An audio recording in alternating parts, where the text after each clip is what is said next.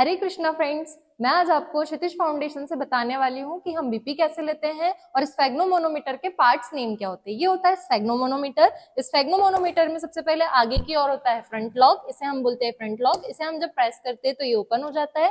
फिर उसके बाद इसमें होता है ये सबसे पहले बीपी कफ, इसे क्या कहते हैं, बीपी कफ। नेक्स्ट होती है इसमें रबर ट्यूबिंग। रबर ट्यूबिंग के साथ होता है ये बल्ब और ये होता है वॉल्व। ठीक है, अब हम इसके स्केल की बात करते हैं तो ये होती है इसकी स्केल, ये होता है ग्लास लॉक, ये होती है मर्क्यूरी। देन उसके बाद यहाँ पर होता है मर्क्यूरी टैंक। अब इसे हमें क्या करना होता है, यहाँ से ऑन करना होता है कुछ इस तरह। इसे हमने ऑन किया। जब हमारे पास पेशेंट होता है अवेलेबल तो हमें सबसे पहले पेशेंट के अपर आर्म में लगाना होता है बीपी कफ, कुछ इस तरीके से। हम जब बीपी कफ को लगाएंगे तो हमारा बीपी कफ ना ज्यादा टाइट होना चाहिए ना ज्यादा ढीला होना चाहिए। जब हम इसे लगाएं तो इसे रीचेक करें कि बीपी कफ के अंदर से 2 फिंगर्स अंदर इंसर्ट हो रही है या नहीं। फिर उसके बाद हमें ये बात का ध्यान रखना है कि पेशेंट की ब्रेकियल पल्स के ऊपर की ओर होनी चाहिए हमारी रबर ट्यूबिंग। देन उसके बाद अब हम करेंगे ब्रेकियल पल्स को महसूस स्टेथोस्कोप की सहायता से। कुछ इस तरह से हम पेशेंट की ब्रेकियल पल्स पर स्टेथोस्कोप को रखेंगे। देन उसके बाद हम इसके वॉल्व को लॉक करेंगे कुछ इस तरह से घुमाकर। देन उसके बाद हमें यहाँ पे कफ में एयर भरनी है। कुछ इस तरह से हमने एयर भरा। 180 तक के हम लेकर के जाएंगे एयर्स को, पारा को हमको 180 तक लेकर जाना है। देन उसके बाद हमें से धीरे धीरे वॉल्व को छोड़ना है और पारा को डाउन करते चलना है। और इसमें हमें पेशेंट की बीट महसूस होगी। जहां हमें पहली बीट महसूस होगी वहां से हमारे पेशेंट का सिस्टोलिक प्रेशर हमें सुनाई देगा। देन उसके बाद हमें हमारे पेशेंट की हार्ट बीट थोड़ी तेज महसूस होगी और पेशेंट की हार्ट बीट जब तेज होगी तो यहाँ हमारे पेशेंट का डायस्टोलिक प्रेशर होगा। कुछ इस तरह हम पेशेंट का बीपी को मॉनिटर करते हैं। अगर हमारे पास स्टेथोस्कोप नहीं है तो हम इसे रेडियल पल्स से भी महसूस करते हैं।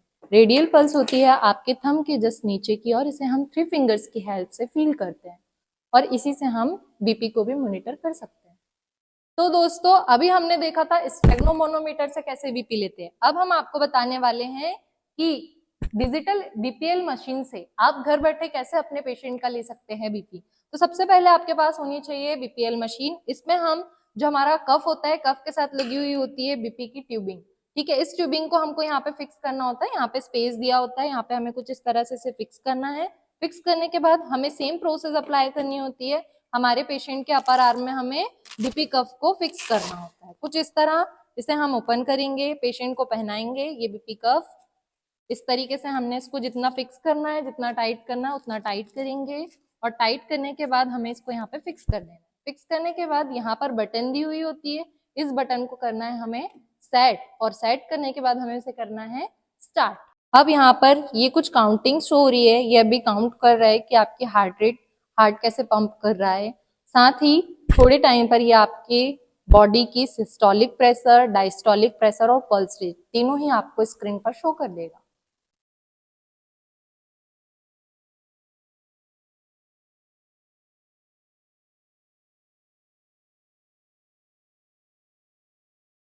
देखिए अब हमारी रीडिंग आ चुकी है, हमारे पेशेंट का बीपी आपकी स्क्रीन पर शो हो रहा है।